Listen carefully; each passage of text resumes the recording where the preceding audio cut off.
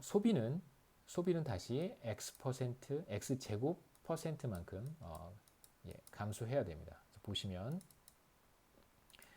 소비 지출이 x%만큼 감소하면 이제 GDP 갭이 x%만큼 감소해야 되고요. 그럼 다시 소비 지출로 돌아가서 다시 소비 지출로 돌아가서 여기에서 소비가 x 제곱 %만큼 줄어들어야 되고요. 자, 그러면 GDP 갭이 다시 x 제곱 %만큼 줄어들고 그러면 소비가 이번에는 x 세제곱 %만큼 줄어들고요.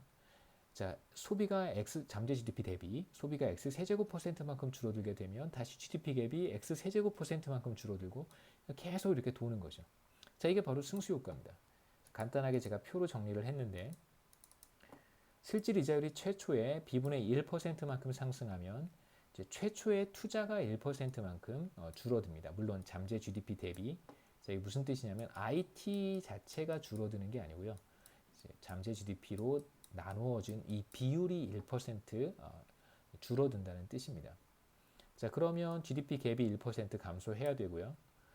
GDP 갭이 1% 감소하면 소비가 1% 감소, X%만큼 감소합니다. 그럼 소비가 아까는 투자가 감소해서 GDP 갭이 1%만큼 줄어드는 거고요. 자, 이번에는 아까 투자가 이번에는 소비가 줄어들어서 다시 GDP 갭이 X%만큼 줄어드는 거예요.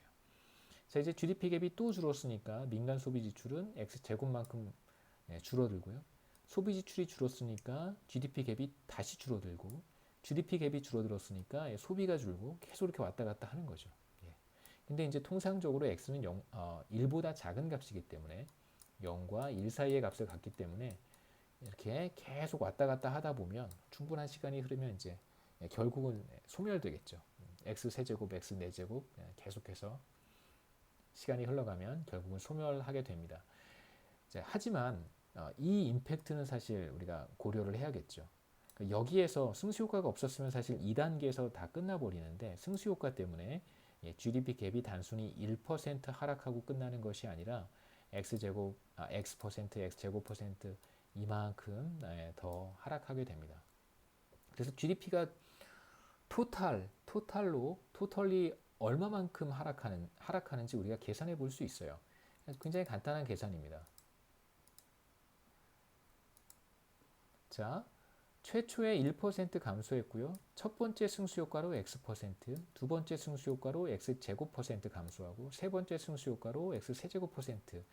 감소한 거를 다 모아보면 자, 이렇게 쓸 수 있습니다. 다 퍼센트를 이렇게 붙여주면 되겠죠. 자, 이거는 우리가 쉽게 계산할 수 있어요. 1 플러스 X 플러스 X제곱 플러스 X 세제곱 플러스 이거는 쉽게 계산할 수 있습니다. 1 over 1 마이너스 X가 돼요. 그래서 실제로 금리 상승으로 인해서 GDP 갭이 얼마만큼 축소되는가, 그러니까 GDP 갭이 마이너스로 얼마만큼의 값을 갖게 되는가를 이제 물어보게 되면 우리는 1 over 1 마이너스 x만큼이다라고 답할 수 있는 것이죠. 자, 그런데 이제 이걸 우리가 구분해 보겠습니다.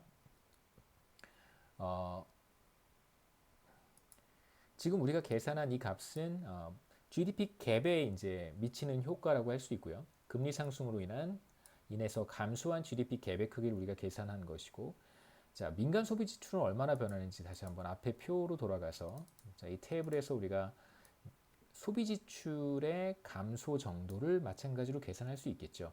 그래서 x, x제곱, x세제곱 이걸 다 더하면 됩니다. 그래서 소비의 경우에는 자, 이렇게 우리가 쓸 수 있고요. 자, 이 식은 간단합니다. 이 식은 뭐 계산하는 방법은 여러 가지가 있을 수 있는데요. 자, 이렇게 한번 생각해 보시죠. 금리 상승으로 인해서 감소한 소비 지출이 얼마만큼인가라고 하면 x부터 계속 더해가면 되는데 이 값은 요 값에서 2를 뺀 거잖아요. 그렇죠? 그래서 이렇게 쓸 수 있습니다.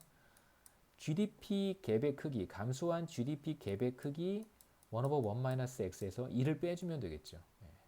자, 그 값이 정확히 x 나누기 1 마이너스 x. 이게 바로 이제 우리가 계속해서 얘기해왔던 멀티플라이어 이펙트라고 할 수 있습니다. 자, x가 3분의 1이라고 한번 가정해 보면 자, 최초의 실질 이자율이 b분의 1%만큼 상승했을 때 이제 GDP 갭은 얼마만큼 감소하냐면 x가 3분의 1이니까요. 자, 이 값은 1 나누기 1 빼기 3분의 1입니다. 그래서 이 값은 1.5가 돼요. 그러니까 결국 1.5% 하락한다라고 얘기할 수 있겠죠. 자, 만일 승수효과 x가 제로였었다면, 이 x가 제로면 이 나머지가 다 없어지니까 결국은 GDP 갭은 마이너스 1%로 끝나는 거예요.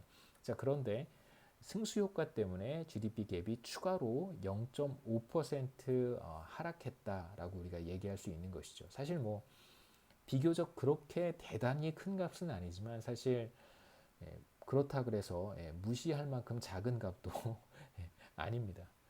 그래서 이 1.5%라고 하는 것이 뭐 생각해 보면 바로 그 우리가 앞서 그림에서 그려봤던 이 값과 대응하는 것입니다.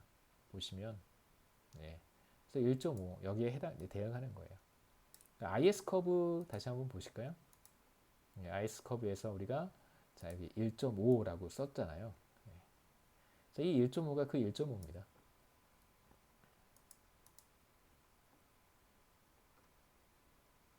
예, 1.5%. 예, 그 다음에 이제 이번 섹션, 이번 챕터 마지막으로 생각해 볼 만한 내용은 이제 정부 지출이고요.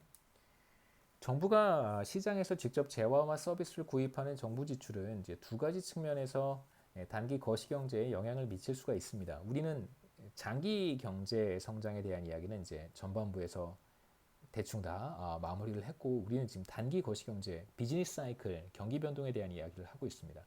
그래서 정부의 정책이 두 가지 측면에서 어떤 효과를 가질 수 있는데, 그냥 단순하게 생각해 보면 정부 지출이라고 하는 것이 오히려 단기에 경기 변동을 야기할 수도 있고요.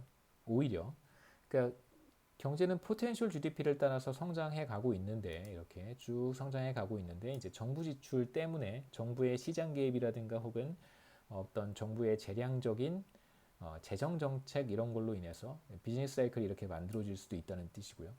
그 다음에 지금과 같은 경제 위기 상황에서는 정부의 즉각적인 재정 정책이 위기의 어떤 정도를 완화할 수 있는 카운터 시클리컬한 어떤 영향력을 발휘할 수도 있습니다. 그래서 경제가 이렇게 쭉 트렌드를 따라서 성장해 가다가 갑작스럽게 이렇게 리세션에 들어가게 된 경우 정부가 적극적인 재정 정책을 펼쳐서 자 이렇게 그렇지 않았었더라면 이렇게 만약에 이러한 사이클을 가졌을 텐데, 만일 정부가 대응을 굉장히 잘했다고 한다면 이 사이클을 어느 정도 이렇게 완화할 수 있는 그런 그 기능을 수행할 수도 있습니다.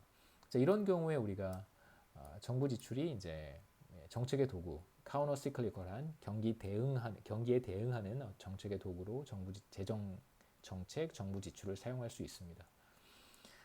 이러한 현상이 왜 나타날 수 있냐면 여러 가지 측면에서 얘기해 볼 수 있는데, 우리는 아주 단순하게 이 식을 그냥 여러분 이용하시면 돼요. 자, 이 식을 한번 보겠습니다. 자, 앞에서 사실 우리가 승수효과 할 때 얘기했던 건데요. 자, 정부 지출이 여기 들어와 있고, 그 다음에 왼쪽이 GDP 갭입니다. 어떤 외부적인 다른 요인으로 인해서 GDP 갭이 떨어졌어요. 자, 그러면 정부가 정부 지출을 늘릴 수 있는 것이죠. GT라고 하는 것을 일시적으로 늘리는 거예요. 그러면 자, 이 식은 이제 항상 성립하는 것이기 때문에 GDP 갭이 이렇게 늘어날 수 있겠죠. 물론 이걸로 단순하게 우리가 이야기를 끝내서는 안 됩니다. 정부 재정 정책, 정부가 수행하는 다양한 정책을 재정 정책이라고 하고요. 중앙은행이 수행하는 다양한 정책을 우리가 통화 정책 혹은 뭐 통화금융 정책, 금융통화 정책 이렇게 부르기도 합니다. 대체로 통화 정책이라고 부르고요. 정부가 정부 지출을 통해서 수행하는 재정 정책이라고 하는 것은 단순히 이렇게 이 식에서 이렇게 한번 딱 나타나고 끝나는 건 사실 아니에요. 굉장히 복잡한 다양한 메커니즘을 통해서 다시 뭐 다른 경로를 통해서 GDP 갭이 더 떨어질 수도 있습니다. 우선 우린 이제 1차적으로 아주 단순하게만 이 식을 바라보면 정부 지출의 증가가 GDP 갭을 늘리는 효과가 있습니다. 1차적으로. 하지만 모든 얘기가 거기서 끝나는 것은 아니에요. This is not the end of the story이기 때문에 항상